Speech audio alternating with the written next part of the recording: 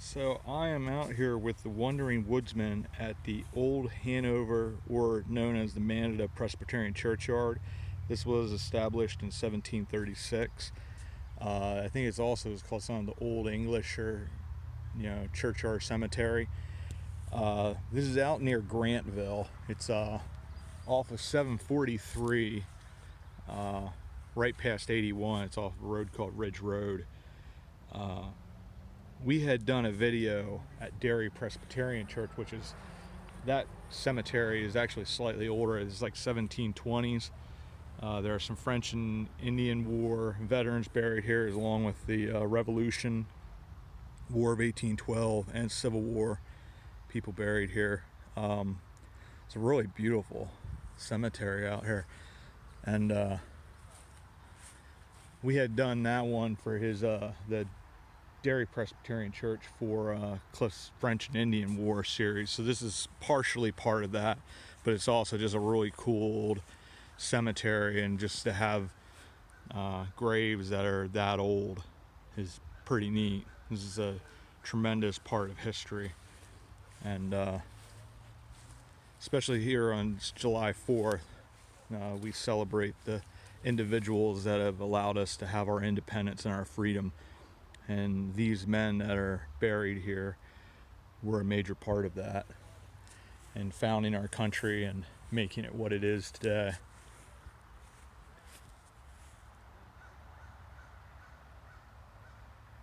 This is just another short video that I'm doing. I'm just sort of testing out. Right now I'm doing it with my phone, but I will eventually. Over there is Cliff, the Wandering Woodsman.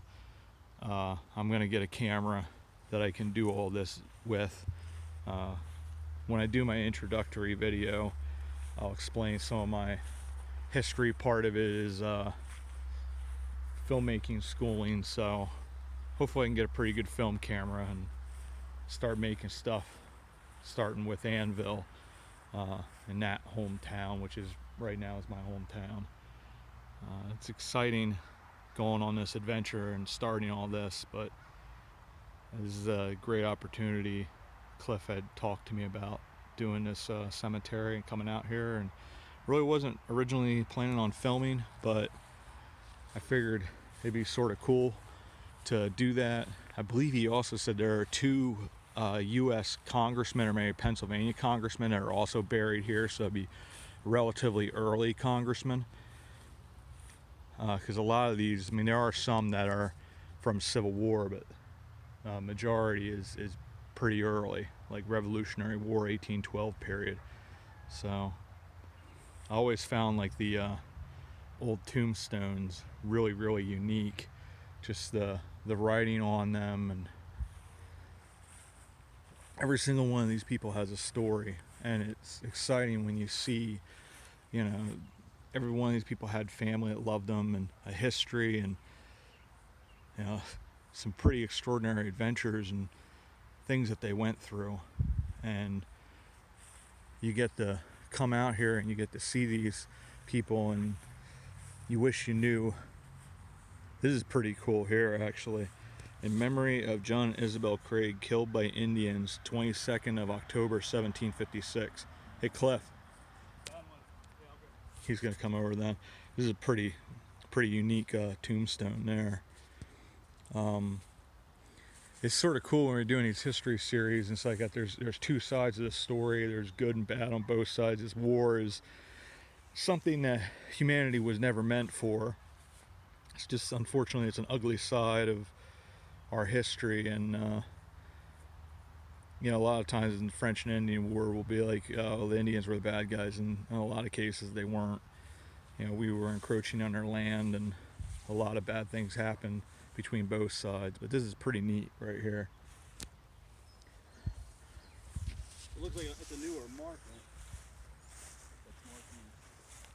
I want, at some point, I want to do, like Cliff and I'm not sure if we ever did a video, but where I lived in Myerstown for 15 years, there's a really old church, I think it's called Frieden's Lutheran Church, and there's some of these really old, like a lot of German individuals came out here in this area, and Dutch, and a bunch of tombstones that were written in German, so I can't understand what it says, but there's just a neat writing, and from that time period, Revolutionary War, French and Indian War. I'd like to do a video there at some point too, because it's a really old cemetery. It was cool because it was just literally right down from my house, like a block and a half.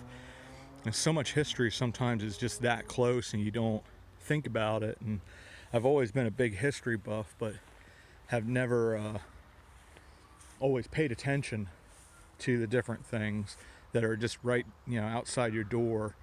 And it is something that it's just important to respect that history and just learn about it, because every single one of these people has a story, and every single one of these people, had people that they loved and a life story that is worthy of a book.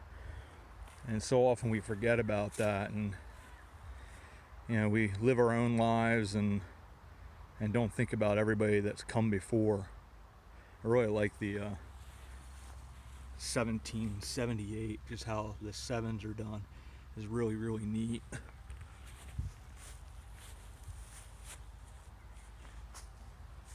Lost my shoe. It's the one advantage of having my Skechers, because they're one of the few things I can actually wear that are comfortable and handle. My right foot's good, but it's my left foot that's the one I had the amputation on. And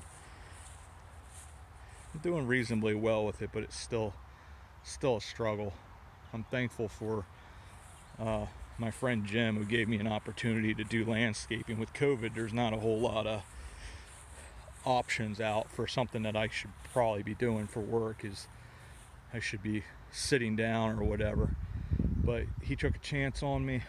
The first day was really terrifying because felt like I was gonna pass out, because the diabetes really affects me. And but Jim stuck with me. He's a good guy. And shout out to Rich as well. He's his foreman, and those guys have been really, really good to me. And I don't know, it's just life. What's happened over the last couple months has made me very, very thankful for opportunities. And something like this, being able to do this and eventually work towards doing this is, Cliff has spent 6-7 years building his YouTube channel and has put a ton of work in, so I'm fortunate I could sort of ride off his coattails and find out from him how to do things that worked for him, things that didn't work for him. I'm also incredibly fortunate, having done a bunch of videos with Cliff with the Wandering Woodsman. The Wandering Woodsman crowd has been really, really kind and generous to me. They really helped out when I had to GoFundMe. And that, you have no idea, you say it's like words can't express, and they really can't express how much that meant to me. How everybody just gave so much, and the kind words and the decency, and just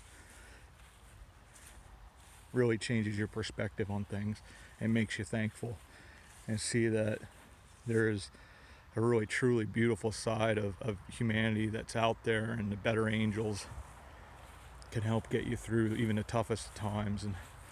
And these individuals, getting back to that, they went through some really, really tough times. It was a completely different world back then. I mean, in a lot of ways history repeats itself, and we face the same struggles and that these individuals did, and just different ways, and the world changes, but they really, they faced a lot, and were some extraordinarily strong people to face what they did, and to make a new world. But this July 4th, it's truly be thankful for what we have here in America, and really be thankful for these ancestors who fought so hard for us and gave so much. Just want to quick put the flag up here.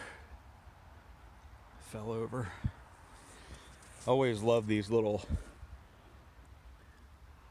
bronze and circular plaques that let you know which war. There's a Revolutionary War veteran there. I'm sure the quality is not the greatest on this, but eventually I'll get there. I'll be a professional like Cliff. Right now I'm his Padawan. If you know Star Wars, it's very true. This is one of those that looks sort of like it's got that German. It can almost look like it's Johannes. It's very hard. Like there's a French and Indian War veteran here. A lot of these old stones, they just degrade over time. They get the little lichen and that type of stuff on it, and the stone just eventually wears away. So it's hard sometimes to read them. But it's so cool because, these things have been here for so long. I mean, some of these gravestones have probably been here. I mean, it's 1736, 200, almost 290 years. Yeah, here's another one that's in sort of that German text type stone. It's like almost like a calligraphy writing. Really beautiful. Always was impressed with like the stonework that these guys were able to do. The talent and the skill. There's a memory of Martha Long, daughter of, it looks like jam. It's probably like one of those things where a letter is replaced by something else. And Anne Long, who departed on October, aged only 5 years. Yeah, it was rough back then. There's a lot of these stones sometimes are for children. I know we had done a video over in Reading, and they had the videos. A little girl, they had a statue where I guess finger got knocked off. It was an angel, but the story goes it's like haunted cemetery, and that she walks around the cemetery, I believe, at night. We found that, and it's just sad because they had a number of children that had died, and that was just very, very common back then. This is a Revolutionary War vet.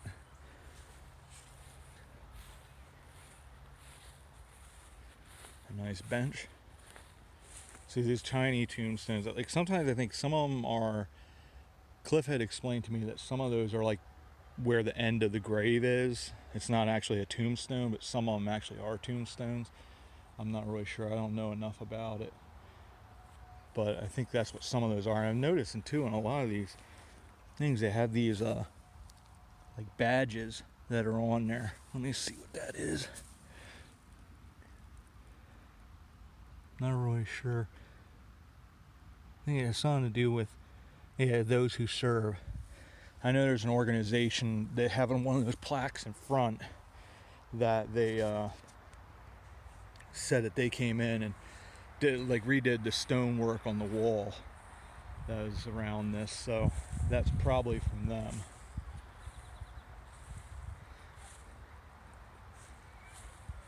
Cliff is over inspecting something.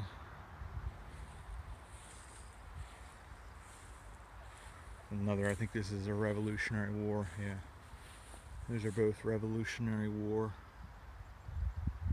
and this one you can't really read anything.